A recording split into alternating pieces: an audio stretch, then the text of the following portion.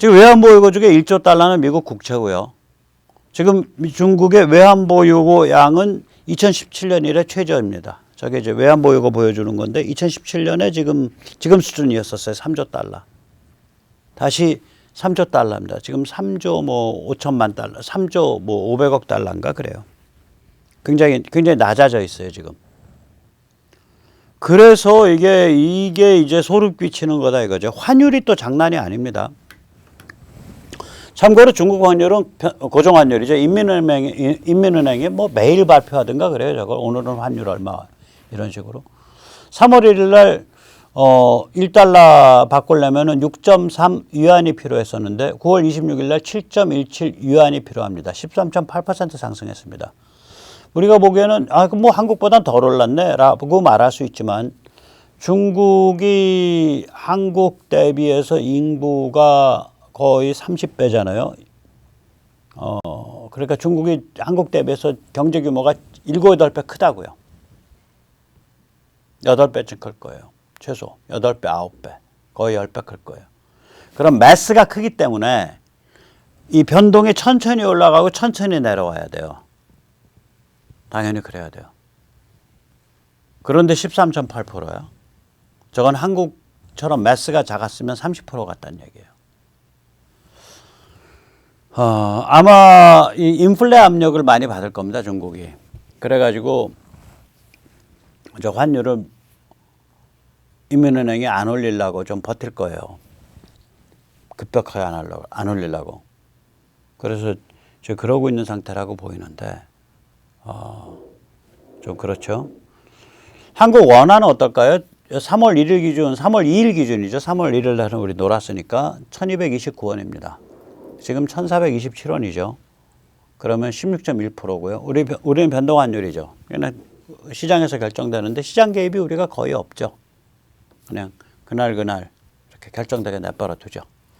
일본의 예는 3월 2일 기준 130.568 옌이 1달러였었는데 지금은 144.53 옌입니다. 일본은 최근에 한 3, 4일 전에 시장 개입을 했었습니다. 일본 중앙은행의 BOJ가.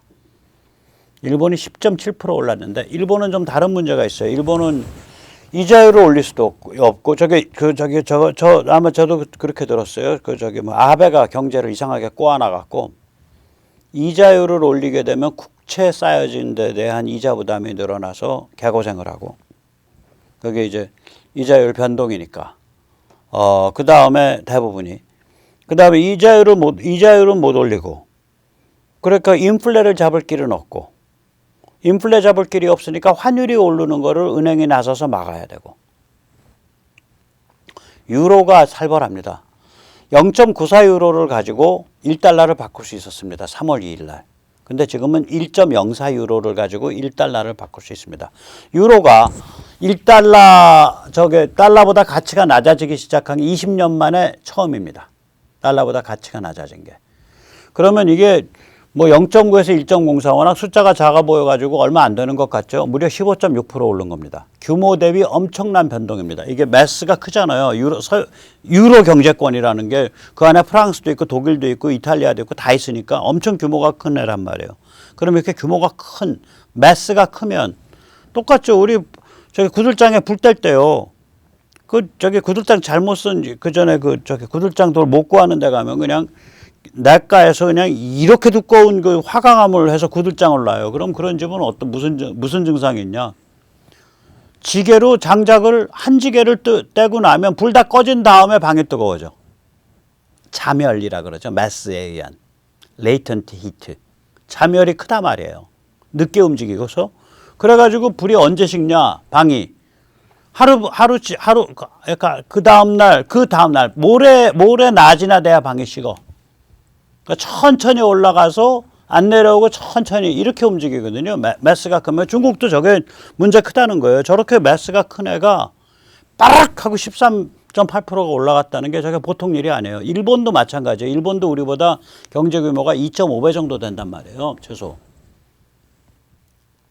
그게 그냥 순식간에 10% 그것도 정부가 거의 11% 올라가. 정부가 개입을 해서 막았는데도 저거 장난 아닙니다. 유로가 그렇게 규모가 큰데 15.6%나 오른 거예요. 규모 대비 엄청나게 변동한 겁니다. 저는 거듭 말하지만 한국은 잘 버티고 있는 거예요.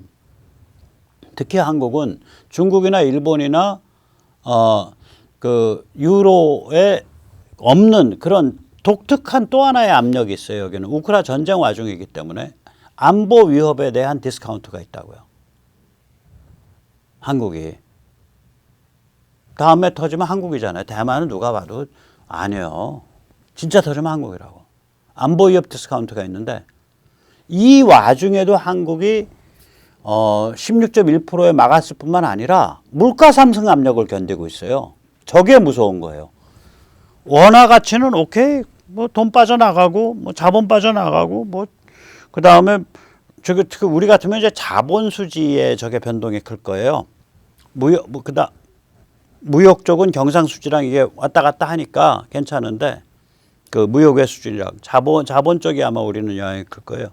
그러더라도 그래서 한은에서 경제기획원에서 한번 돌렸죠. 그러니까 원화로부터 대탈출, 엑소도스가 일어났을 때 금융기관이 견딜 거냐?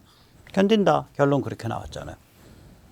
한국에서 다 그 외국인 투자자들이 그냥 순식간에 빠져나간다고 했을 때 금융기관이 견딜 거냐? 그거 다 달러 환전해 주면서 견딘다로 그렇게 결론이 나왔습니다.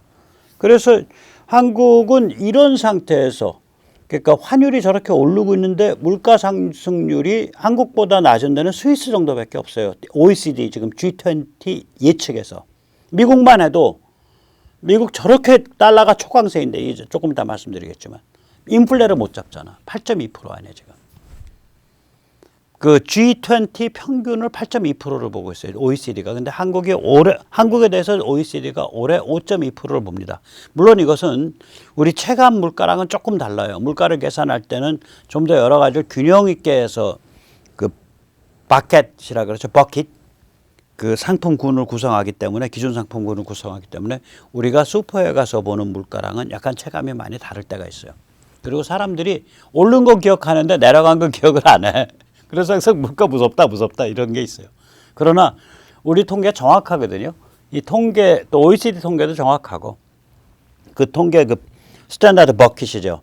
그러니까 그 표준 상품군에 의한 물가는 5.2% 정도로 올해 예측을 하고 있습니다.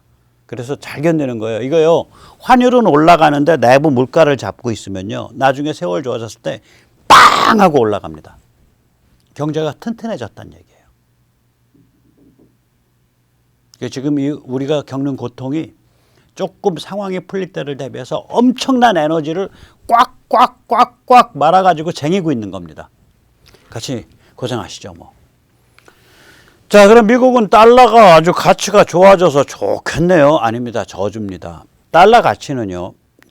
미화 달러의 가치가 문제가 뭐냐면 경제학 법칙이 적용을 하네요. 경제학 원리를 벗어났어. 저건 안보 원리로 결정돼요. 이거 저주입니다. 경제학 원리가 작동을 하면 자율조절 메커니즘이 작동을 하는 거예요. 예를 들어서 수입이 많고 수출이 작아. 그러면 수입을 하기 위해서 외환에 대한 수요가 늘어나기 때문에 원화 가치가 떨어져. 즉 환율이 올라. 환율이 오르기 때문에 수입이 억제가 돼. 그리고 환율이 오르기 때문에 사람들의 소비가 억제가 돼. 그래서 수출 경쟁력이 세져. 그래서 수출이 많아져. 수출이 많아져서 다시 환율이 또 올라.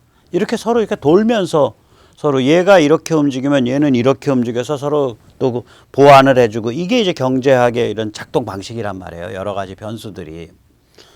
그런데 미국은 무슨 문제가 있냐면 달러 가치가 약해져야 되는데 안보 이유 때문에 강해질 때가 있어요. 이게 2008년도 국제금융위기입니다. 아니 세상에 국제금융위기가 미국의 서프라임 모기지 때문에 미국이 클린턴 때 개판인 정책 정해가지고 그러니까 뭐냐면 주택담보부 대출의 담보를 또 은행기관이 다른 은행기관에 그 담보를 다시 맡기고 또 대출 받아서 이걸 가지고 또 주택담보부 대출 또 해주고 주택담보부 대출 그 담보 그 질권을 은행기관끼리 돌고 돌면서 또 담보로 써먹게 그렇게 고쳐놨어요. 법을 클린턴 때. 그래서 그게 뺑글뺑글 돌다가 빵 터진 게 국제금융위기란 말이죠. 몇 년 돌다가. 그럼 미국이 잘못한 거 아니에요? 그 세계가 다 피해자잖아. 그럼 미국이 망하고 세계는 멀쩡해야지. 천만에. 미국은 멀쩡하고 세계만 다 작살나. 세계 국제금융위기 오니까 야 그래도 안전한 건 달러야. 전부 자산을 달러로 바꿔. 달러로 바꿔. 미국에서 자산 사. 미국에서 자산 사. 그 달러에 대한 수요가 높아지는 거예요. 미국이 잘못했는데. 미국이 잘못해서 위기가 왔는데. 그리고 요번에 저 바이든 저 보면서 야, 저 영감 저거 저렇게 싸가지 없이 말하나 생각이 퍽 구역질이 나더라고. 그때 뭐라 그러냐 바이든이. 삼성이 미국에 투자하는 건 미국이 제일 안전해서 그런 거 아닙니까? 지금 미국이 안전해서 미국의 투자가 안 될 게 투자가 몰리는 게 할아버지 당신이 고민해야 될 바로 그 포인트요. 그게 안보 프리미엄에 의해서 안정 프레임에 의해서 경제학 원리를 벗어난 거란 말이에요. 정상을. 미국에게 최대 고민이에요. 사실은 제가 보면. 왜 그러냐. 그런 식으로 비정상적으로 달러가 강화되면요. 제조업이 아작이 나고요. 중산층이 완전히 거덜이 납니다. 2008년 때요. 미국 중산층 다 몰락해버렸어요. 그때랑 이렇게 비교를 해보면 예를 들어서 중간소득계층이 얼마의 예금을 갖고 있냐. 2008년 이전엔 예를 들어서 8,000불 갖고 있어. 지금은 얼마야? 1,500불 갖고 있어. 이제 숫자는 정확하지 않아요. 그런 식이에요. 그 민이라 그러죠. 중간. 그러니까 사람을 쭉 100명을 줄을 세워서 키 순서로 그 50번째 그러니까 값이 아니라 평균 값은 키의 값을 가지고 평균을 한 거 말고 사람을 순서대로 쭉 줄을 세워 가지고 50번째 거기를 민이라 그러거든. 그 50번째 가운데 딱 그 등수로 가운데 등수 하는 사람 그 집단의 예금액이 얼마야? 따져보면 거지예요. 2008년 이전과 비교하면. 이게 왜 그러냐면 달러가 강해져 갖고 미국 제조업이 원래 약했는데 1990년대부터 완전히 아작이 나버렸다고요. 그러니까 중국 사랑에 빠져서 중국에서 싼 물건 찍어다가 계속 파는 거예요. 그냥 중국 노예 수용소 내진 강제 공장 수용소에서 해놓은 싼 물건 갖고 사람들이 중산층이 다 몰락해 있는데도 불구하고 기본적인 생필품이나 이런 것들이 그렇게 비싸지 않은 가격으로 소비될 수 있게끔 그런 식으로 운영돼 왔단 말이죠. 그거가 트럼프가 안 돼 그러고서 빡 치고 나간 건데 트럼프도 좀 그 처방이 아까도 말했지만 그런 식으로 해서는 중국 못 잡죠. 그리고 그런 식으로 석유 가스를 공급 과잉시키면 그게 단기적 정책이지 그게 계속 갈 수가 없죠. 석유가스 트럼프 본인의 말로 야 이렇게 가격 낮아지다가 석유가스 회사 다 망하는 거 아니냐? 그런 상태가 되는데.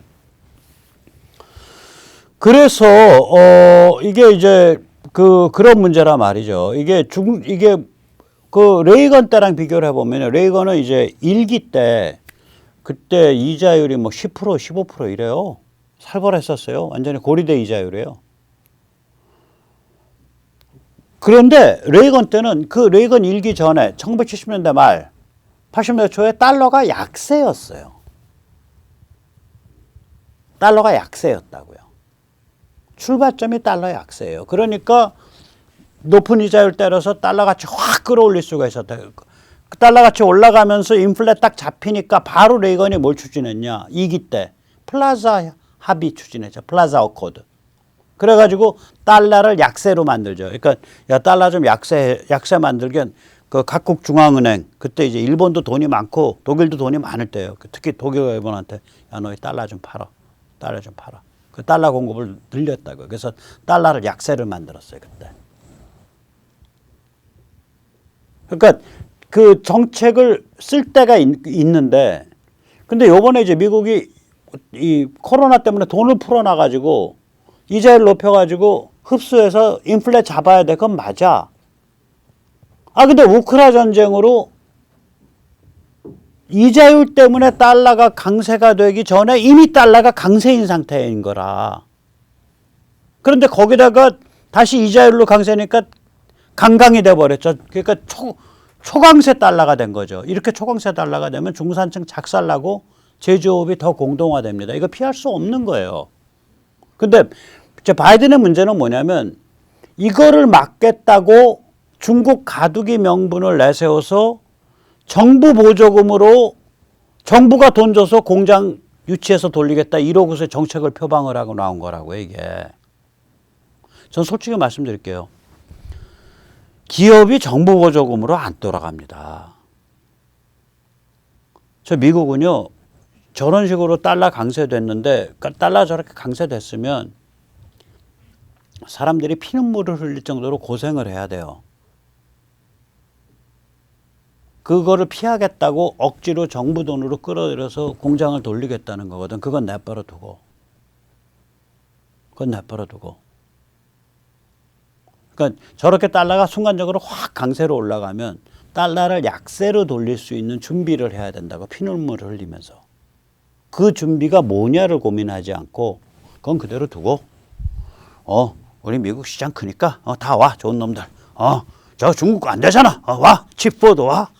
자동차도 와. 근데 잠깐만, 너는 우리 자동차 회사랑 조금 경쟁될 것 같은데, 현대 너는? 잠깐 보니까 너 우리 쪽에서 생산 안 하잖아. 미국서 생산하는 자동차만 보조금 줄 거야. 너 빨리 공장 지어. 뭐 이런 식이죠. 유예 기간도 없이. 그렇게 이거는 굉장히 다급한 정책이에요.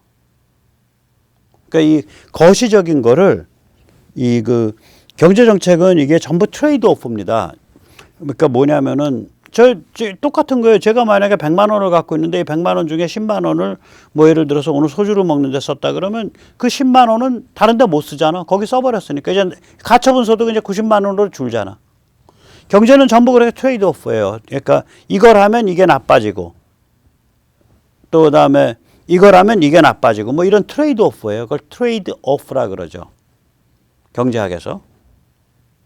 다시 말해서 원래 우크라 때문에 달러 강세인데 여기 인플레를 잡겠다고 다시 이자율을 높여서 달러를 초현실적 초강세로 만들었다. 그러면 이거는 뭘로 나타나냐면 중산층 몰락하고 그 다음에 미국 산업의 공동화로 나타나요. 그럼 장기적으로 중산층과 산업을 키우려면 무슨 정책을 취해야겠냐. 이것저것 막 돈 뿌려가지고 공장 돌리는 이런 거 말고 근본적인 문제. 그 다음에 요거 지나면 언제부터 달러 약세로 돌아갈 수 있냐.